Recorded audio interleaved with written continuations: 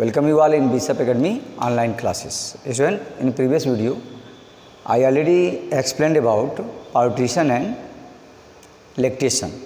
वो चैप्टर 3 का था और चैप्टर 3 का चैप्टर है और पूरा यूनिट क्या है, रिप्रोडक्शन का।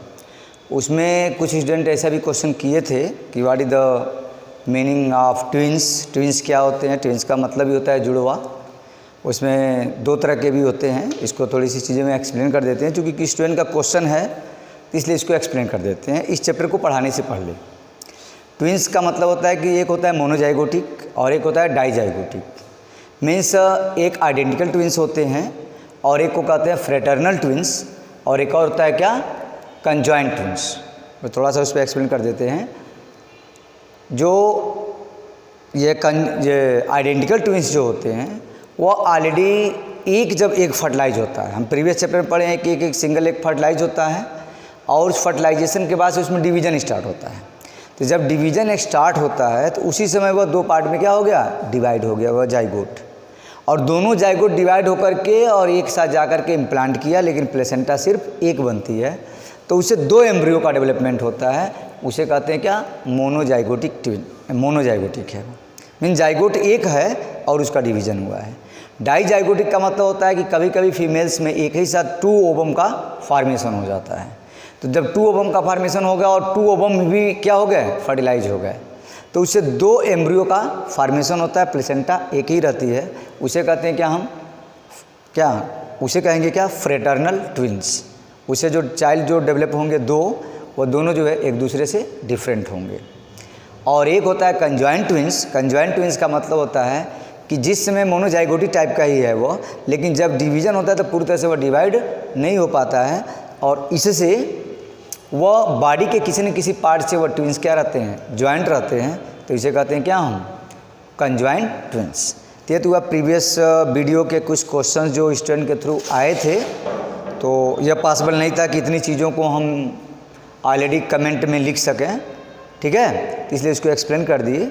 और अब हम न्यू चैप्टर्स जो पढ़ रहे हैं वह है chapter 4 which is related to reproduction unit.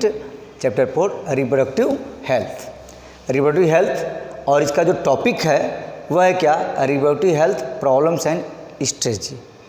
Reproductive health का मतलब कि हमारे इससे रिलेटेड जो है रिप्रोडक्टिव हेल्थ का मतलब ही हो गया कि it is the state of physical, emotional, behavioural and social fitness for leading to a reproductive life. मतलब रिप्रोडक्टिव लाइफ में वो पूरी तरह से इमोशनल, बिहेवियरल, सोशल फिटनेस हो, उसे क्या कहेंगे, हम रिप्रोडक्टिव हेल्थ कहेंगे। According to WHO world health organisation के अकॉर्डिंग क्या है, total well being in all aspects of reproduction, physical, emotional and behavioural and social. तो ये तो डिफिनीशन हो गया किसका, रिप्रोडक्टिव हेल्थ का। स्टूडेंट्स इसको कॉपी में नोट कर लेंगे। इसके बाद से क्या है, reproductive health problem and strategy. क्या क्या इसमें प्रॉब्लम इनिशिएट होते हैं। India was the first country initiate to action plan attend to total reproductive health as a social goal. पूरे इंडिया एक ऐसा कंट्री है कि जहाँ पर रिप्रोडक्टिव हेल्थ से related reproductive health centre, RCS centre, जिसको reproductive health and child health care programme government के थ्रू चलाया जाता है। फैमिली प्लानिंग प्रोग्राम चलाए जाते हैं। Improve the programme covering to the reproduction related areas in the operation, उसी को कहते हैं RCS programme. And create awareness the various reproduction aspects, provide the facility and support to build reproductive healthy society. तो यह है क्या, reproductive health problems and strategy. अब है पॉपुलेशन एक्सप्लोशन। पॉपुलेशन एक्सप्लोशन का मतलब होता है कि ट्रिमेंडस ग्रोथ ऑफ पॉपुलेशन, अचानक पॉपुलेशन का क्या हो जाना, बढ़ जाना, वो क्या है, पॉपुलेशन एक्सप्लोशन है। और बर्थ कंट्रोल का मतलब वह एक मेजर्स है, मेजरमेंट है, जिसके थ्रू एक मेथड्स है कि हम पॉपुलेशन एक्सप्लोशन को रोक सकते हैं। इसको हम आगे के वीडियो में पढ़ेंगे इसी चैप्टर्स में कि बर्थ कंट्रोलिंग के कैसे मेथड्स हैं। बर्थ कंट्रोलिंग के मेथड के थ्रू हम पॉपुलेशन एक्सप्लोशन को रोक सकते हैं।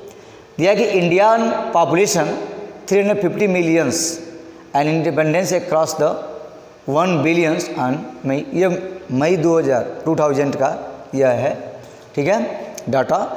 Alarming the growth rate the society basic requirement of food, shelter and cloth.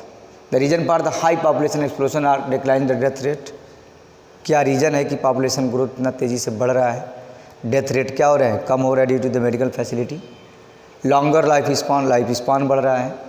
Decline the maternal mortality rate, MMR जिसको कहते हैं, मोर्टिलिटी रेट घट रहा है। ठीक है, मोर्टिलिटी रेट का मतलब जो चाइल्ड का डेथ होता है बर्थ के समय में। डिक्लाइन द इन्फेंट, मदर का जो डेथ होता है वो उसमें डिक्रीजिंग हो रही है। और इन्फेंट मोर्टिलिटी रेट का मतलब चाइल्ड के बर्थ होने के समय में जो डेथ हो रहा है उसमें भी कमी आई है। तो these are the causes of population explosion. And कुछ रिलीजियस फैक्टर भी अगेंस्ट द बर्थ कंट्रोल।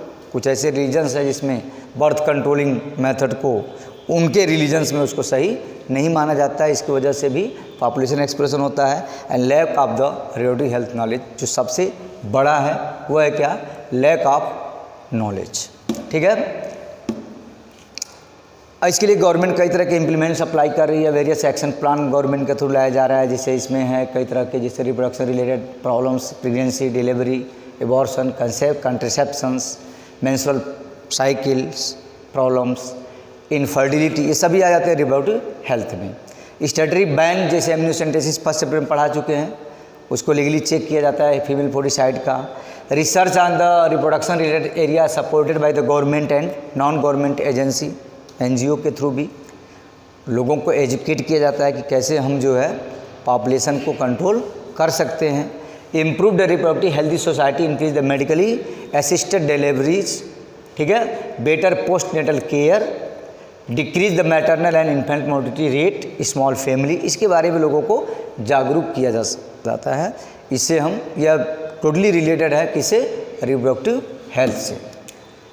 कुछ स्टेप्स हैं जो इसमें आते हैं पॉपुलेशन एक्सप्लोशन को रोकने के लिए, कि मोटिवेट करना smaller family using the contraceptive methods, awareness through the media, poster, bills, ये सब के थ्रू लोगों को अवेयरनेस करना कि क्या इसके बैड इफ़ेक्ट्स होते हैं। ठीक है, couples mostly young urban working ones adapted one child norm, यह होनी चाहिए, तभी हम पॉपुलेशन एक्सप्लोशन को रोक सकते हैं। Study raising on the marriageable age का भी एक स्टडी होना चाहिए कि 18 to 21 जो एज है। Incentives to couples with small family, लोगों को यह के अंदर अवेयरनेस होना चाहिए स्मॉल फैमिली के क्या बेनिफिट्स हैं, लार्जर फैमिली के क्या जो है बैड इफ़ेक्ट्स हैं, और कंट्रासेप्टिव मेथड्स को अप्लाई करना to prevent the unwanted pregnancy. तो these are related to reproductive health से रिलेटेड है problem and staging. Okay, thanks.